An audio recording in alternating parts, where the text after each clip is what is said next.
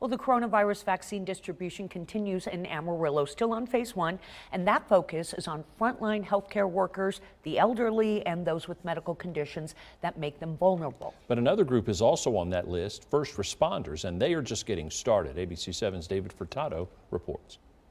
Since the dawn of the coronavirus, the Amarillo Fire Department has been pretty busy, from testing nursing homes to responding to at least 500 COVID cases. And a job like that, any first responder really, comes with exposure risks. We take every precaution we can, just like going into a fire. We're as safe as we can possibly be. There's always a risk, always a little bit of a worry for the guys. But that worry being met with some relief, says Captain Cody Snyder, just before the new year, AFD getting that long-awaited shot in the arm.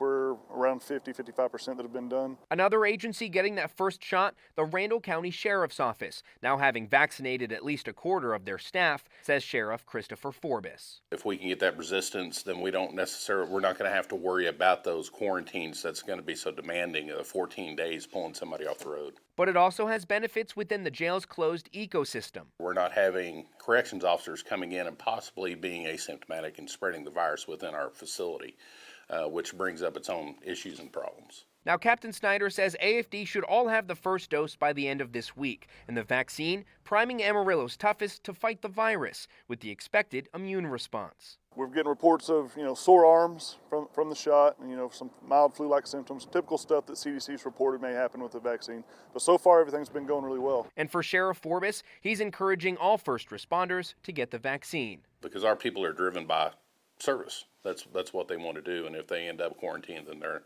not able to go out there and serve the public like they love to do. For ABC 7 News, I'm David Furtado. Now, Amarillo's EMT services are also on that phase 1 list. AMS has already vaccinated nearly 35% of its caregivers.